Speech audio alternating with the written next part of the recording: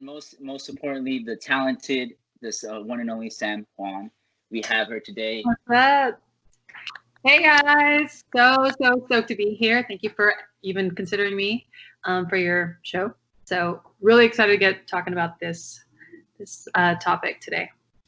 Yeah, so I know we've been wanting to get you on the show for a while now, just because I know we did a piece on masculinity, and if our viewers don't know, she's also has done one on femininity. And towards the end of the show, we'll give you her IG and all that good stuff. So you can go check out her work. But yeah, so we wanted it, and not just most importantly, we wanted to get on a feminine voice on here. You know what I'm saying? A woman, because I feel like right now, I really want to get that perspective, and especially because I feel like men, majority of the time, we get a lot of support when we're going against, you know, uh, against the current, and I feel like women don't really get that much support. So I'm like, the point of this is to basically show you that under certain circumstances, here is a woman who empowered herself, and she's in a circle where others empowered her, and she was able to make it to the point where she is now. So I feel like that's one of the purposes why I wanted to do this interview with you, Sam, just because I see what you're doing, and I love it. A little bit about me. I was born in Bahrain, moved to California to start high school, and went to high school with Tao. And so we've known each other for 20-ish years, long ass time. We're best friends. Joined the military right after high school, and lived in Germany, lived in Hawaii. And then I met Miguel through Tao, obviously, just recently through our, I don't know, interactions on Instagram, and his interest in my femininity video, which I felt was super cool, because not many, it takes a special type of man to really appreciate that type of work. So it was cool to get that support from that video. So, and then now I work for an advertising agency, but in my spare time, I do my little thing on Instagram, TikTok, YouTube, just trying to put some positive messages out there about embracing femininity, embracing who we are, and like just coming into it. But it took a lot to fucking get here. A lot of struggle, a lot of heartache, but yeah, happy to share my experiences to date. But yeah, I'm sure we'll get into it right now. So yeah, I do want to add, man, you are fucking killing it with the TikToks. With the live, I've seen the live too. You're fucking funny. So if you guys ever get the chance to check the TikToks, it's fantastic. I don't know what the fuck I'm doing on there, but it's fun. It's fun for me. Right. You have no idea the conversations Sam and I would have, like, doing the TikToks, because she was the one that originally bullied me to get one. Like I said, I work for an ad agency. I'm like, Sal, you need to get fucking on TikTok so you can blow up your little dancey thing. You're such a good dancer. Yeah. Whatever. And I was like, girl, okay, whatever. And then this happened. But then, and then she finally gets one. And then she's like, what, bam. Like, the first one is like 3,000 views. I was like, 300,000. Half a million views on my first video. Yeah, so in 4 days. In 4 days. I was like, get out of here with all that. But it's like preparing them is like, we vented to each other, like, how, like, oh my gosh, this is crazy. Like, why are we doing this? Just talking yourself out of it because you're your own worst critic or whatever. But now I'm just having fun with it. Fuck it. And in those videos, we'll get into it, but that's where you'll really see the duality that I have with my masculine and feminine side. So, yeah.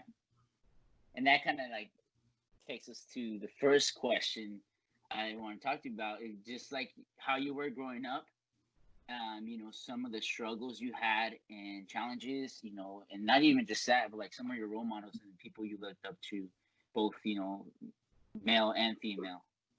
So growing up, right, like I said, I was born and raised in Bahrain, and I came out to the United States, I guess, to start high school when I was 14. And that's a crazy age or time for anyone, you know, whether you're an immigrant or not. But like that whole period, you're experimenting, you're finding yourself, or even like, I don't even know if that's a thought, but like,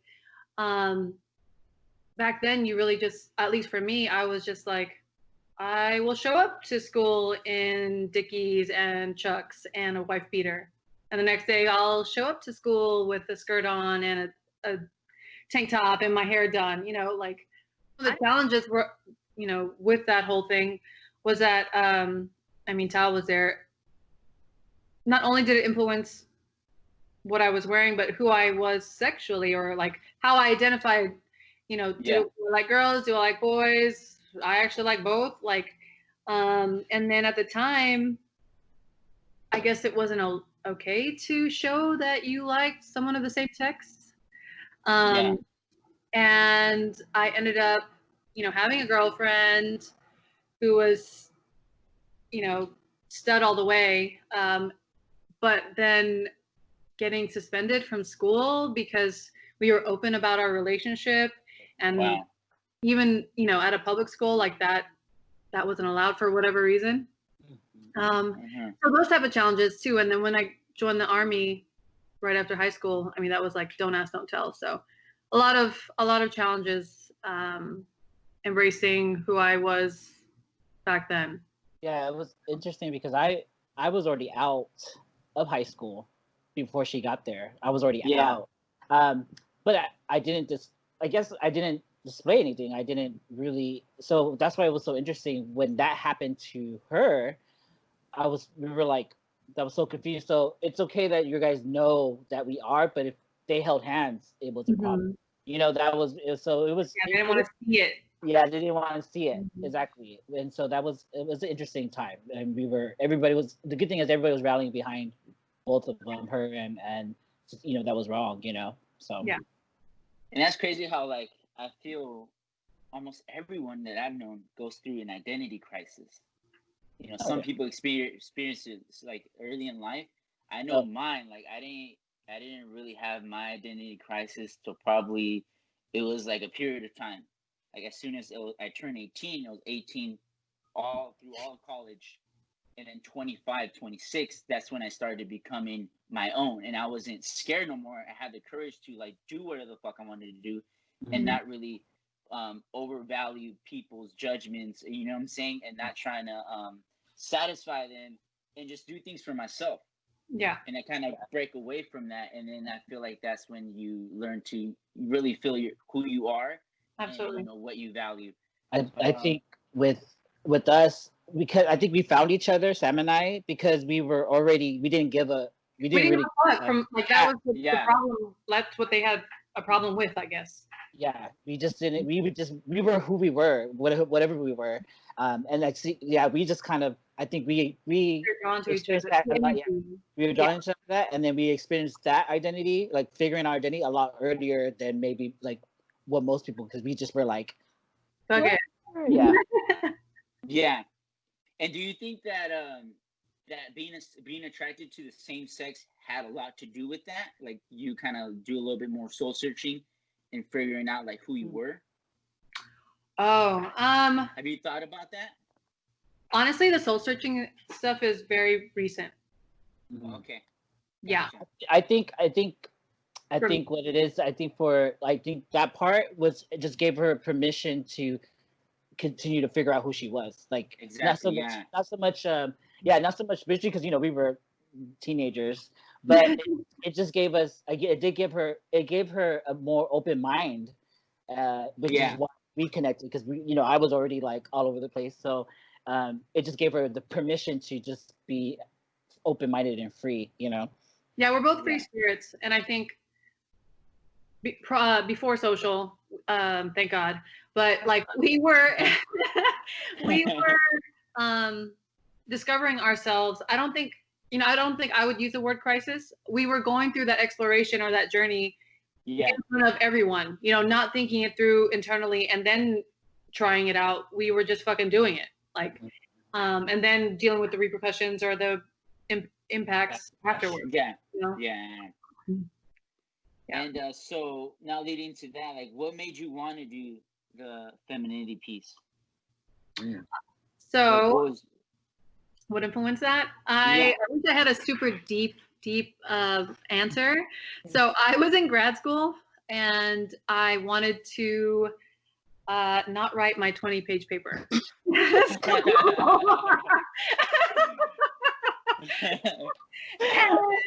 I literally convinced my professor.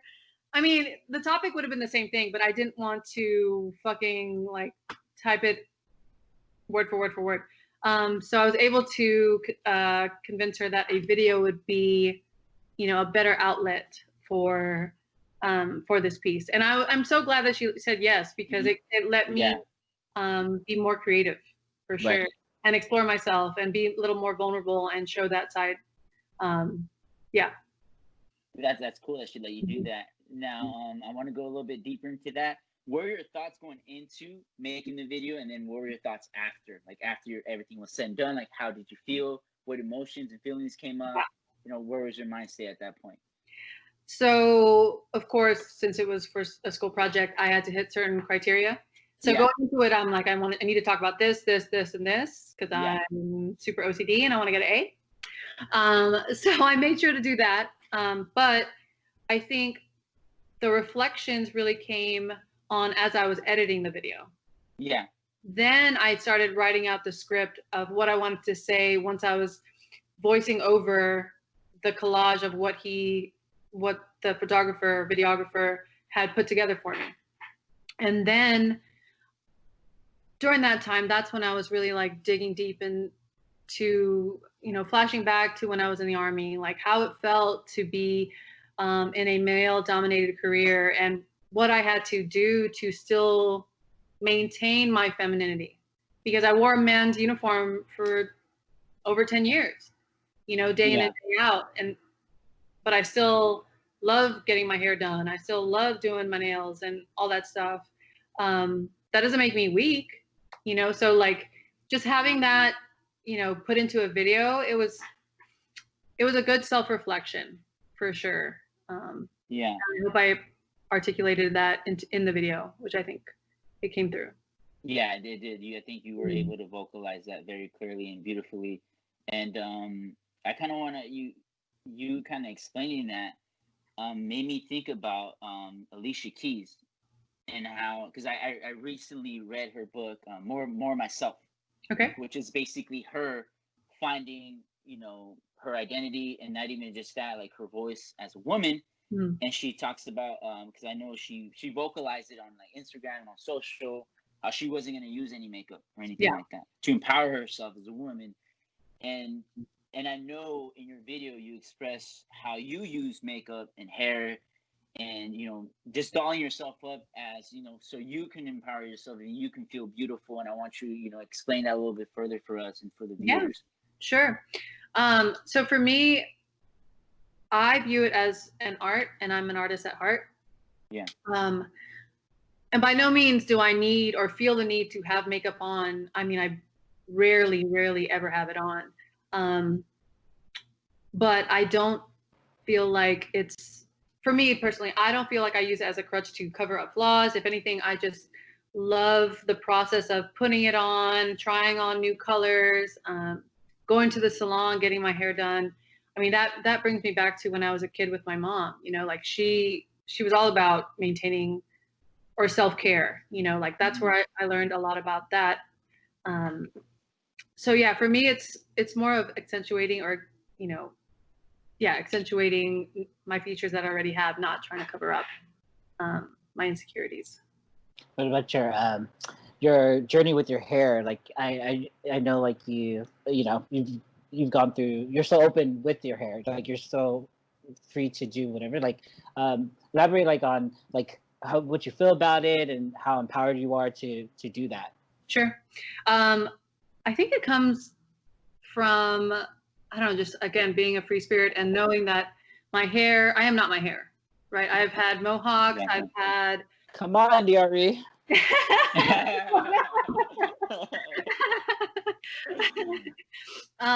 From mohawk, shaved head, pink, blonde, every color under the sun. But then at the same time, like I said, I spent so much time in the military, like I needed having it pulled back in a bun 24/7, like having that kind of restraint, but still feeling feminine, you know, at the end of the day, once the uniform was off. I guess just having that experience of that full range of short hair, long hair, X, Y, and Z color, you can feel feminine with all those hairstyles. It doesn't define you. It doesn't define me, anyways. Just through that experience, I think now what I prefer is having longer hair. There's just something more sensual to it, a little more soft, but that's just a personal preference. I don't think it's a requirement at all. Yeah. Yeah, because you know, a lot of women they really are about their hair as far as like making it sure it's long. Yeah. In our cultures, you know, I know in my culture and in the land culture and everywhere, like the women, the girls, they prefer it long because it's like, you know, that's the image of what they feel being feminine is, and they hold so much to it, and that it had to be this length, you know. So interesting that it doesn't for you. Yeah. And it doesn't matter. It doesn't matter if it's a mohawk, half shaved. Yeah. I can still feel super femme. Like that's not my entire look, you know. Like you can doll it up with what you're wearing. If you have a super short haircut, you know, maybe have a skirt on, you know, wear dresses more, like a softer color, or, you know, there are other ways to do it. Or even if you want to do it all black, like just own it, you know. I think that's the power of femininity. Like regardless of what it looks like to the eye, it's how you see it. How you feel, It's very interesting because as you're talking about your hair, it kind of like it brought to me in my mind on my journey when I finally got the opportunity to grow my beard, and I feel like it's very similar in how men in regards to their beards. I used to work at In-N-Out, and In-N-Out you have to be clean shaven every day. You come in and work, you can't have no stubble, nothing. So I wasn't able to grow a beard until like I was like 26. Oh shit. Yeah, so that whole time I wasn't able to grow a beard. When I finally grew a beard, I just felt like a different person.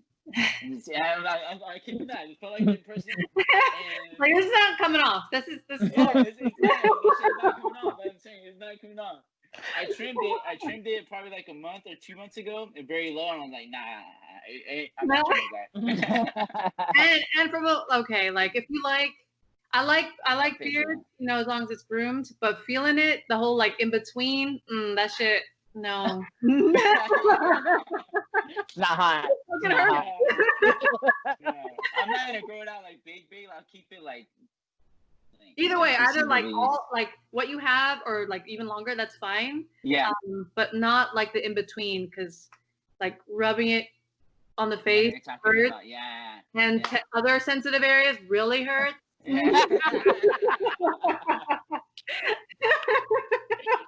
Just I like I added that last part. Hint. So there's that. How do you feel about like the beard, Chow?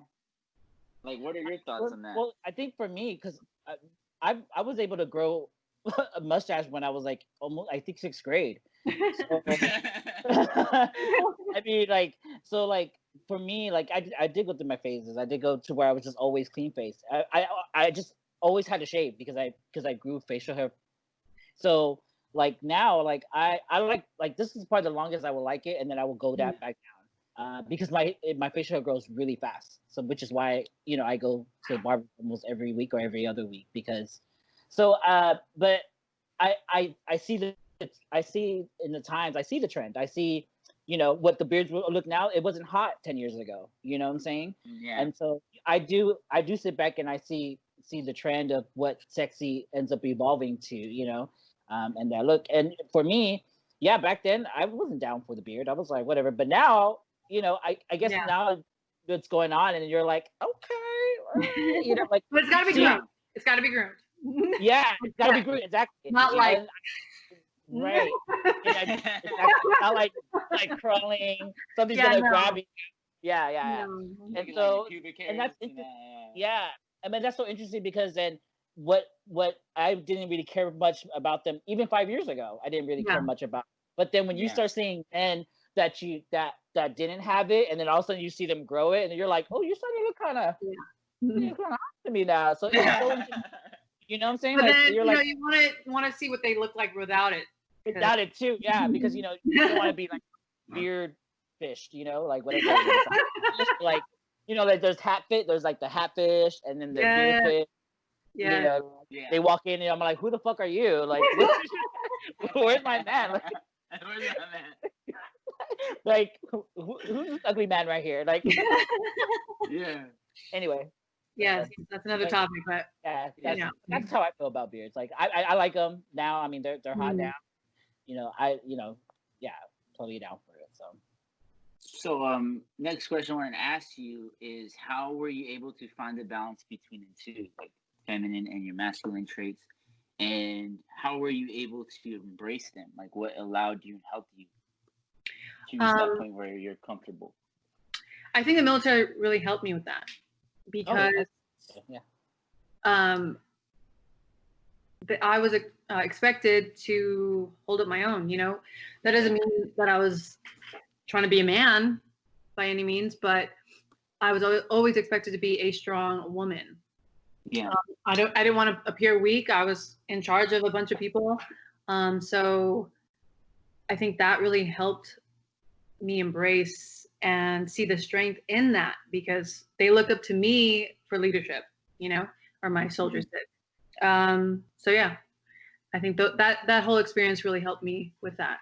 And now, I know we mentioned TikTok, but now like having fun with playing the feminine side and playing the male role. It's funny that a lot of the responses that I'm getting, I mean, there's a lot of support on there, but I mean, I don't know if TikTokers are just like really mean. Like a lot of them are like trolls out there. Yeah. There's a lot of trolls. Yeah. They're posing questions like, is that a dude or is this a transvestite or like what team does she play on? All like very, very, very mean. I'm just like, because I have a baggy t-shirt on and I whatever like have certain swag that you probably wish you had, Facts. whatever it is, like I own it, I love it, but a lot of males that are commenting on there now are just like threatened or she's so buff, she scares me, shit like that. I'm just like, if you lifted a weight or two, you could probably be buff too. Like I don't know. Well, about that, so like in the military, I know you're a ranking officer, and so how if all the men when you were over, I guess particularly just like men, like how I know you kind of said they looked up to you, but I guess elaborate more like the military men, how they were able to receive you, being a female and being over them and being in charge of them. So I was a leader or I still am a leader that likes to lead by example. So I always maintained my physical fitness. I always looked good in my uniform. I always made sure I knew, all the regulations and made sure I took care of them. Like I made sure that I was a leader that they could look up to, not just because I was in charge of them, right? Because they wanted to. When it came to physical fitness is huge, right? Like if you were on top of your shit, male or female, they will look up to you. They will admire you. They will, I don't know, I guess, aspire to be you. And I always made sure that I was on top of my physical fitness. Yeah. Mm-hmm. As like hearing you speak in your whole military experience, it reminds me of the book by David Goggins. Have you heard of him? I've heard of him. This book, You Can't Hurt Me. Okay. I read it. It's really good. It's really fucking good. But yeah, it's interesting that you're saying that, and I feel like the military kind of shaped the person you are. Mm-hmm. Absolutely. And I think that's where you got a lot of your core values and beliefs. And with that being said, I was like, what kind of intrigued me to ask you is, what obstacles did you face as a woman? Like, what was one of the biggest obstacles you faced coming into like this male-dominated world? And how were you? So it's like almost like a three-part question. How were you able to overcome them? And did you feel that you had support along the process? Ooh. So I felt like the military was a place that I thrived. Yeah. Because I'm super competitive. I will put in the work that needs to be put in to make it to the top. I think it also has a lot to do with having leaders, when I first came in at least, having leaders that I didn't want to listen to. Yeah. So I just need to hit these amount of points, and I need to do X, Y, and Z to hit these points. I'm going to fucking do it because I don't want to listen to you. You suck. Like, Yeah. And so that's what drove me. That's what motivated me to make it up the ranks, because of the poor leadership that I saw. Now, did I have the support along the way? Yes, because I was so good at physical fitness. Like any leader, it's almost like when you're a leader and you have or when you're a parent and you have children that are like really good at something, you just want to like show them off to all your friends, right? Yeah. So my leadership saw that I was good at physical fitness, that I was good at, winning these like Soldier of the Month board things, which, I mean, that's a completely different topic. But because I was so good at it, they were like, yeah, whatever you need to do. Like they would take credit. Like I groomed her. I was the one that prepared her for this board, or, look at my super troop. Like just because they outranked me doesn't mean like they were the ones that actually helped me, but some did, just not every one of them. But. Yeah, because I'm, to be honest, from like the way you're expressing your experience and your whole story, I feel like you have that hard work ethic. Like you got that hustler mentality that you'll do anything possible to get shit done, no matter what it takes. Like, did you always have that overachiever mentality, or what was one thing that helped you develop that? I mean, Tao has witnessed this. Like I said, I've always been competitive. I've always been in sports. Yeah. And like, if you're not the winner, you're the loser. Like I guess I've always had that kind of mentality, and being in the military really groomed that, because it's like, not only am I competing against mostly males, but like if I am the only female that's at the top, I guess that's extra cred. I don't know. Like, it just drove me to do it over and over again. Yeah. Gotcha. And were you into fitness before you got into the military, or did you get into it because of the military? Like really into your fitness? I was into sports, but I don't think I got into like dedicated training. What do they call it now? Like the military athlete, I think, is the buzzword of right now. So like I discovered CrossFit, which was like, that's when it first came out. We were she was CrossFit over here trying to have me do CrossFit when it was like a baby, like like back in 2007, I think. Yeah, it was 2007. Yeah. I mean, I drank the Kool-Aid 1000%. I got my certification. I was a CrossFit trainer for a while. But just seeing that, like, knowing how to train in a way that I got results super fast, I adapted really well to that, and I like that mentality. That's when I really started getting into fitness. What is your favorite muscle group to hit when you're talking about fitness? See, and like, that's not functional. Like, I don't do that, that's more aesthetics. But if I was to train, like I have trained for bodybuilding comps, I would say legs. Legs? Nice. What's your favorite workout? I don't repeat my workouts. I do like a push-pull kind of combination. Yeah, I've heard of that, yeah. I've heard of that. Yeah. Cool. Yeah. Yeah, because my workout right now is meditation. I set my mind. Yeah, because I love hitting legs and back. Yeah. Favorite days. And then I really like back in my bodybuilding days. Current influences, I would say, are my closest friends. Those are the ones that I talk to with every gripe, with every fucking win. And Tao, of course, you're part of that group. Because those are the ones that I want to talk to about it. Those are the opinions that I value. Those are the ones, that I love. So for sure, some of my closest friends would be my greatest influences right now. Okay, fair enough. Like that. So now we're gonna kind of jump into like the dating aspect of things. Oh, yeah. Because I know we talked about this before. What were like some of your experiences with masculine men in the army when you were higher in rank? And how did that play out? Well, there are a lot of rules when it comes to dating in the military, right? Yeah. You have to be.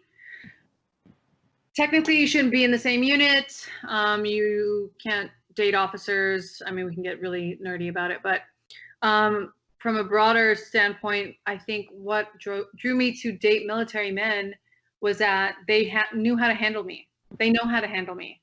They're not intimidated by me. They respect and value me because I bring a lot to the table, physically and intellectually and whatever else. Like, they can appreciate it. Whereas now, I'm in the Guard, which means I only am in the military 1 week in a month. But now I'm experimenting with dating civilian men. And I don't know, like, I don't even know how to describe it. It's so challenging for me because these men don't know how to handle me. They don't. Yeah. I don't know if they're intimidated by me. Probably, I don't know, but I don't feel the same type of. I mean, yes, physically they're attractive, right? Like, of course, regardless if they've been in the military or not. But there's just like a certain mindset that I am having a hard time finding in civilian men because I am drawn to men that make me feel safe. Maybe that's instinctual or whatever, but I don't want to be the tough one when shit goes down. Like, I want to feel protected. And that's just a trait that I am having a hard time finding. Yeah. Even though that that you can do it. But that's you know what I'm saying? Like, yeah, I know you can. I get it. I got it. But like, sometimes, fuck. Like, a lot of civilian men, I'm just going to term it that way, but a lot of civilian men think because I'm such a boss and type A, like, I want to be the type A boss 24/7, like with them. Like, they want to be dominated by me. And I'm just like, no, I want a man. And we can get into like the whole role thing, that's why we're here talking about masculinity and femininity. But like, for me in a relationship, a masculine man will take the traditional role of being the man. Like, yes, there's some fluid lines there, or gray areas, but like I said, I like to feel protected. Interesting. Yeah, I feel like that is very instinctual. Like, for women, like you want, if you want a man who will make you feel protected.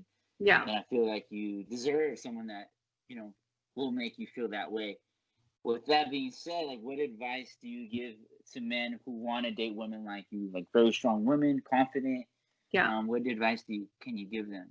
And I've had this conversation with a bunch of type A women. Obviously, type A women are drawn to hanging out with other type A women.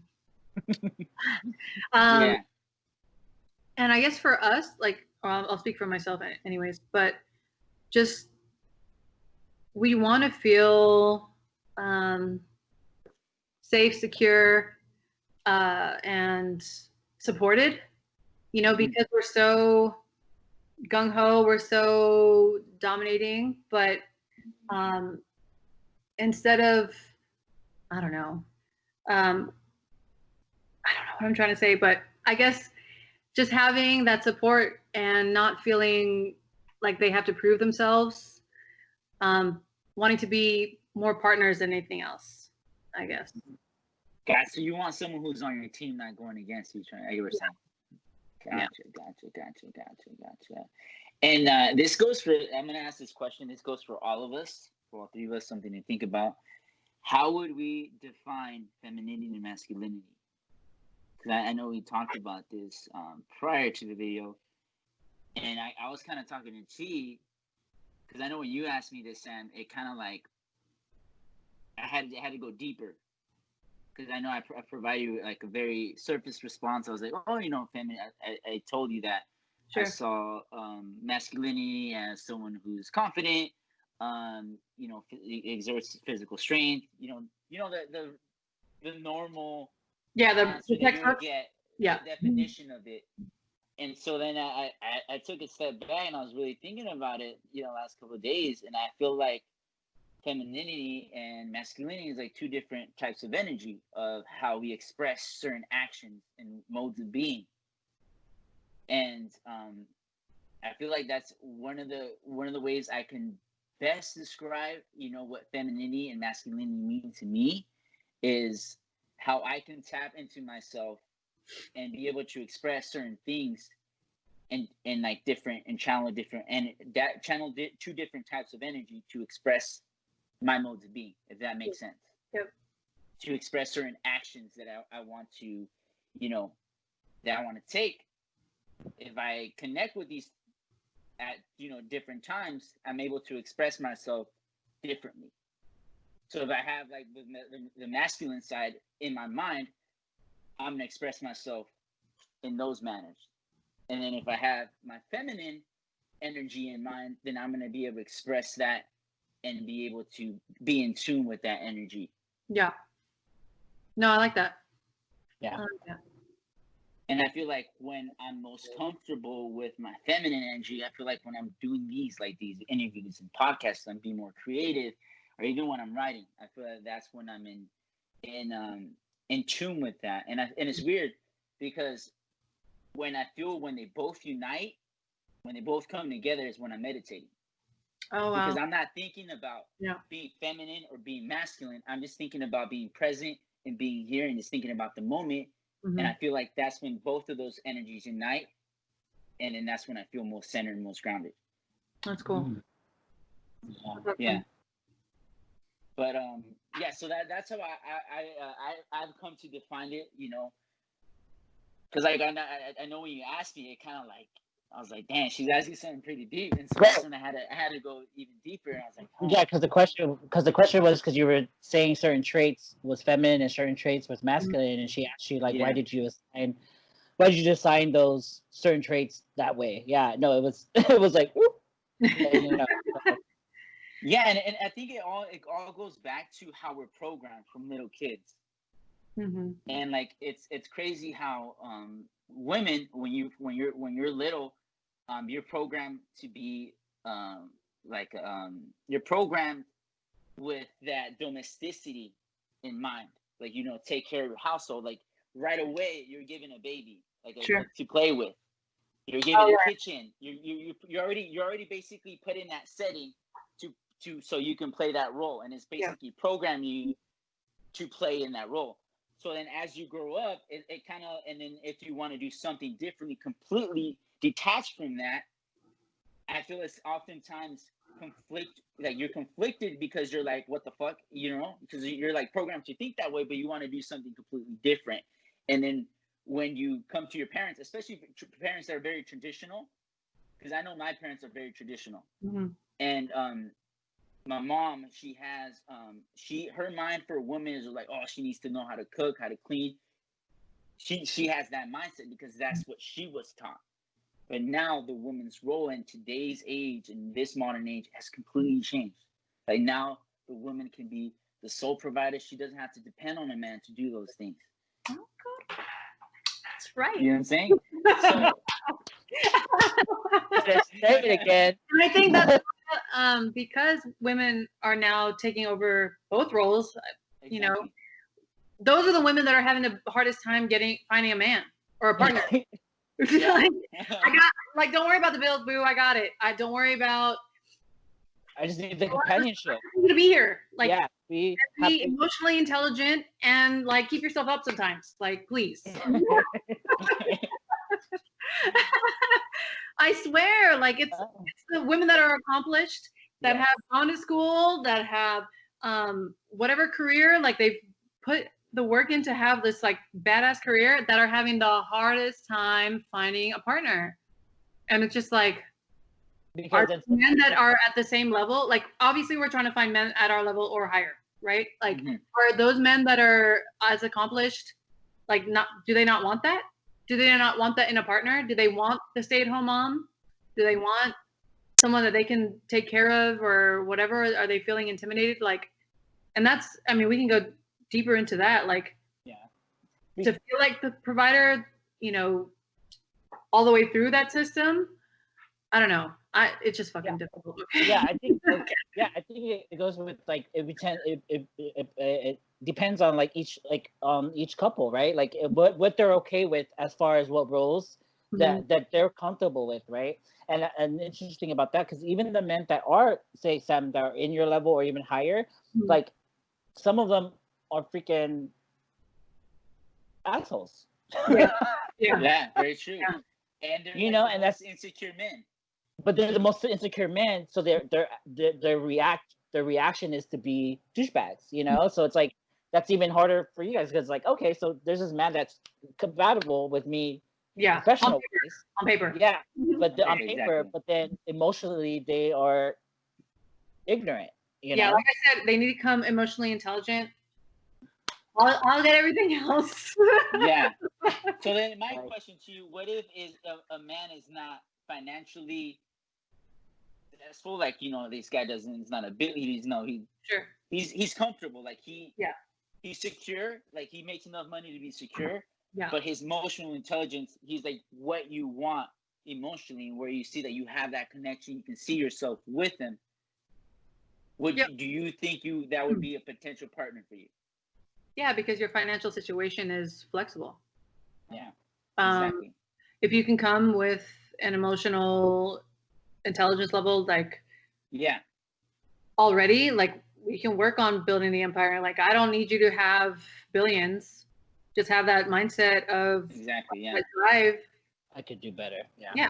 And I'm just saying this just because I feel like a lot of people have that mentality like now, and it's kind of hard someone to find who's very humble and very, you know, who practice humility, because I feel like everyone wants that success, like wants to own their own business, wants to make millions, and then but people don't realize all that comes at a cost. And not even that, you have to really look at, like, what are your reasons for doing it? Are you doing it because you want the money and the power? Because if you do, you're going to end up being very disappointed at the end.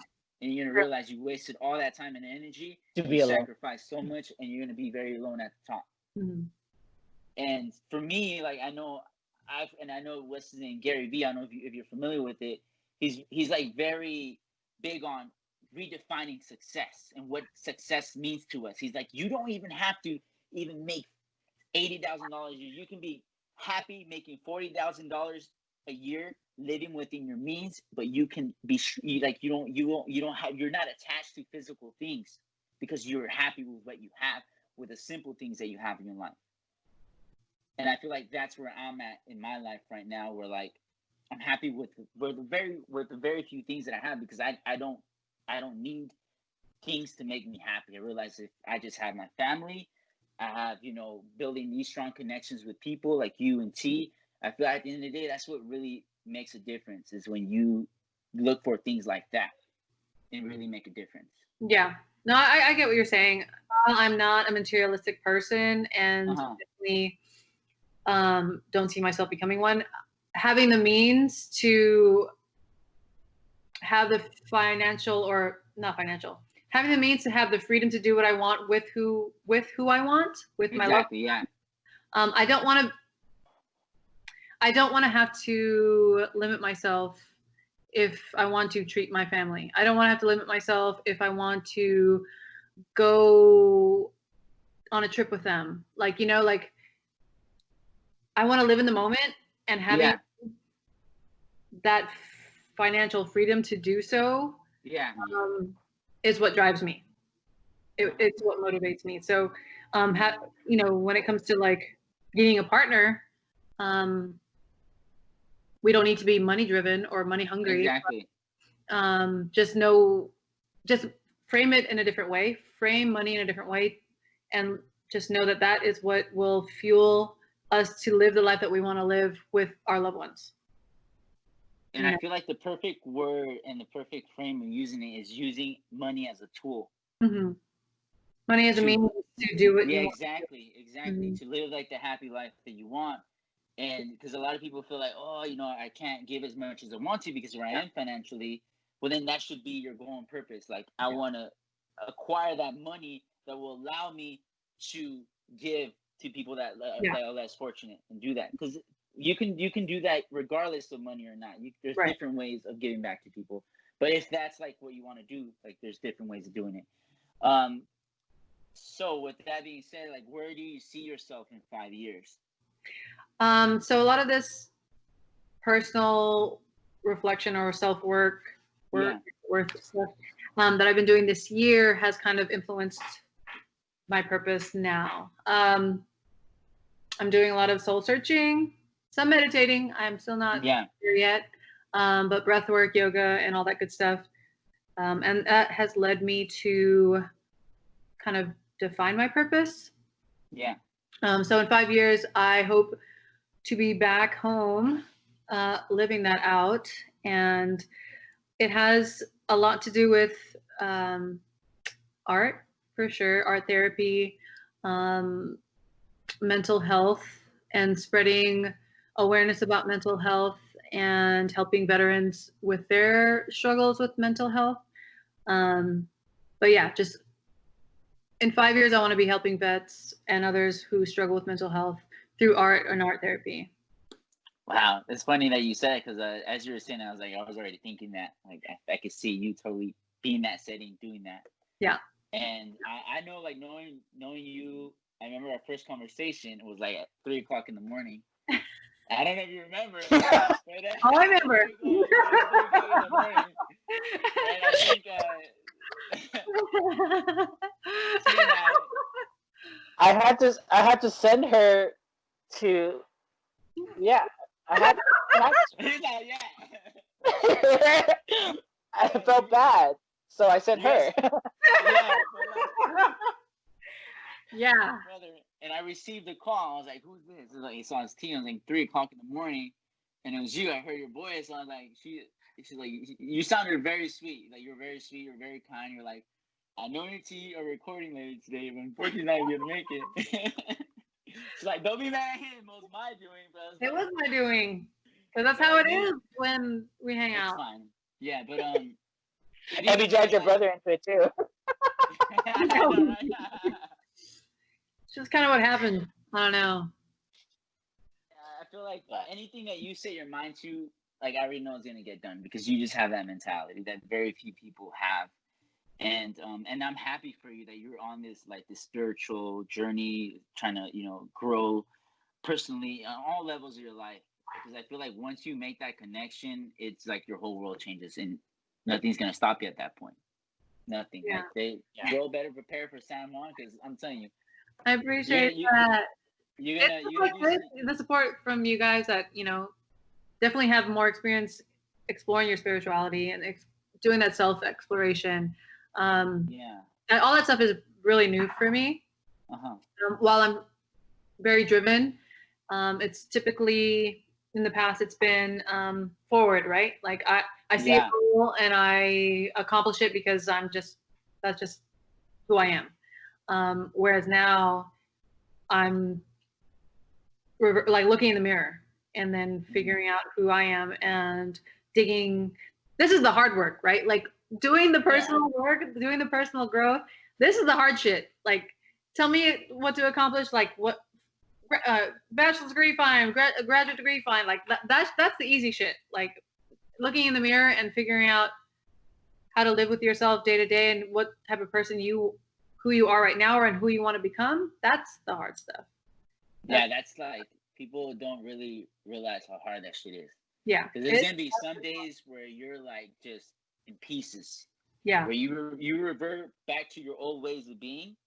But on those days, you just got to remind yourself, like, you're trying to change however many years that you are doing that habit, whether it be 30 or it be 25 years. You're trying to change all that.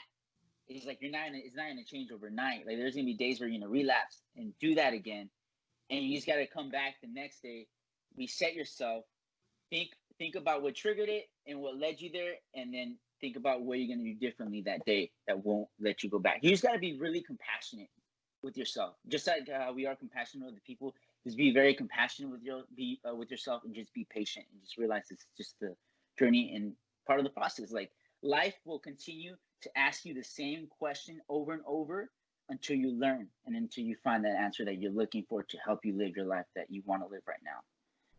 And I feel like, you know, I'm really excited for you, because it's very exciting to be on this path and on this journey. And I know you're going to do amazing things, you know, especially, you know, to help heal not only yourself, but once you heal yourself, you're going to help heal everyone else and help them heal themselves as well. That's the ultimate goal. And Yeah, everything you said is spot on. So appreciate that. With that being said, because I know you're still in the process of figuring stuff out, you know, you're embarking on this new journey. As of right now, have you been able to find your purpose or your mission, or what's on your mind? Yeah, when it comes to that. I have, and I think, like I said, the ultimate goal is, like, in 5 years I want to be doing what I talked about earlier. But now, I need to do that self work. I need to heal from the traumas that I've gone through as a child, the traumas that I've experienced through my military career. I've never had the courage to do that because of all what I went through.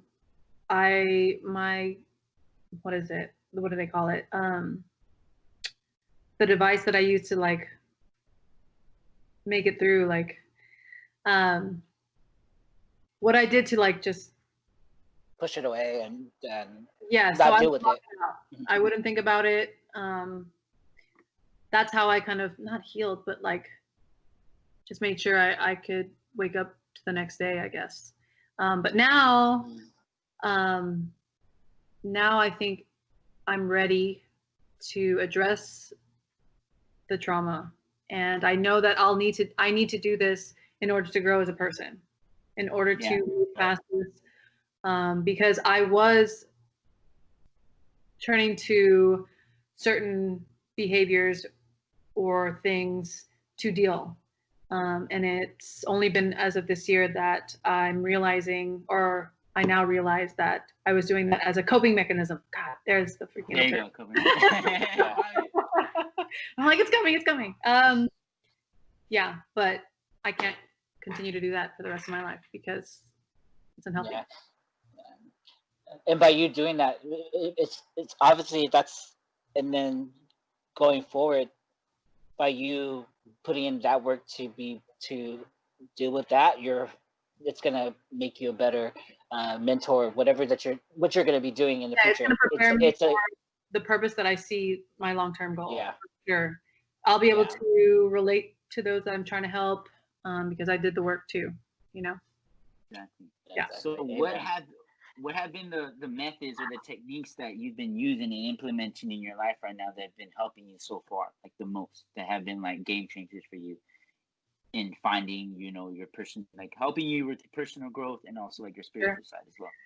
Some of those tactics or techniques, every morning I wake up, I do my breath work, either the Marcel Hoff or Wim Hof method, yoga, and then I work out probably more than I should, but I enjoy being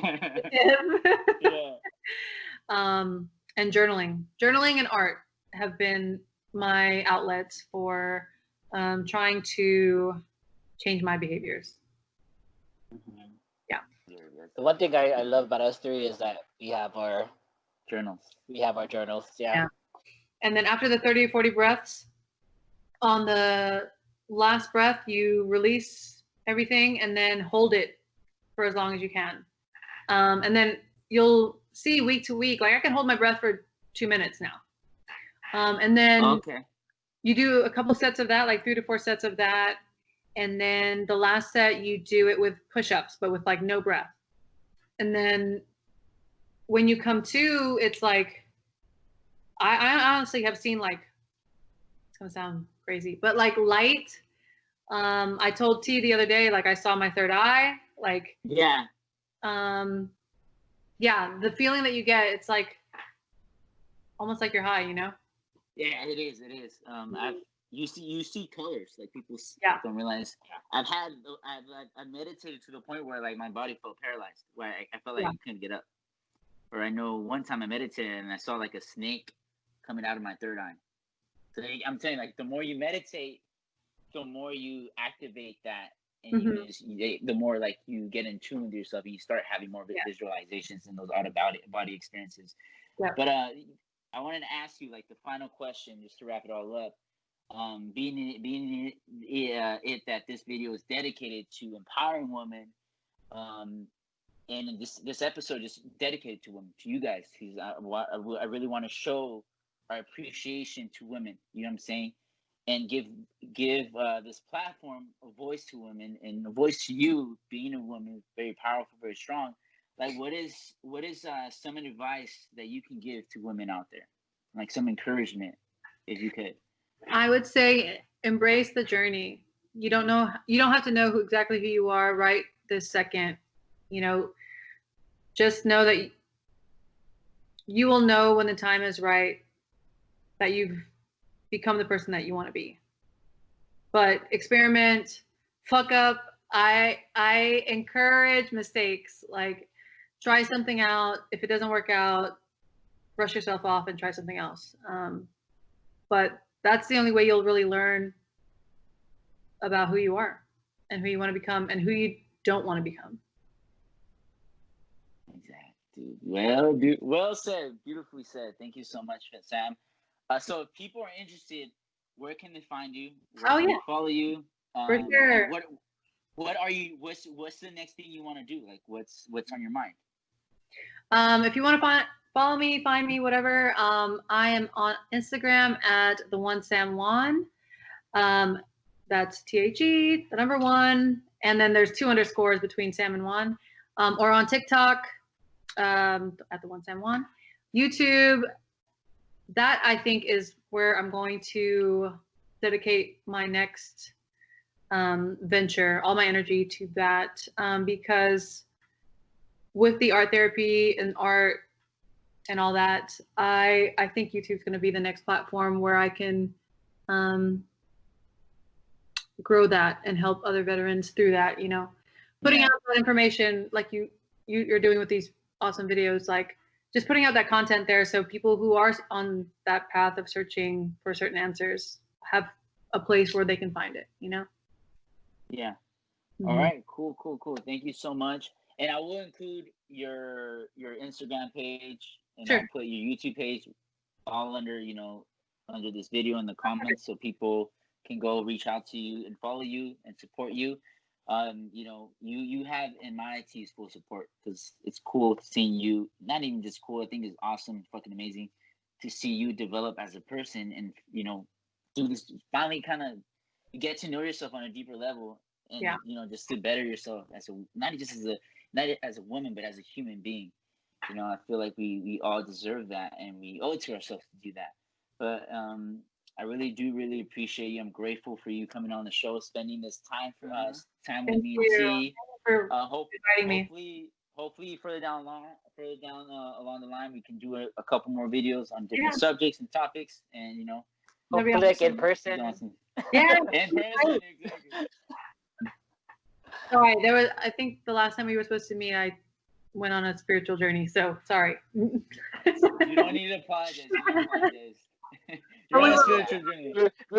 It was the weekend we were supposed to be in Coachella, and you were actually supposed to be where you were supposed to be where you're supposed to be. So it's all good. Yeah. Right.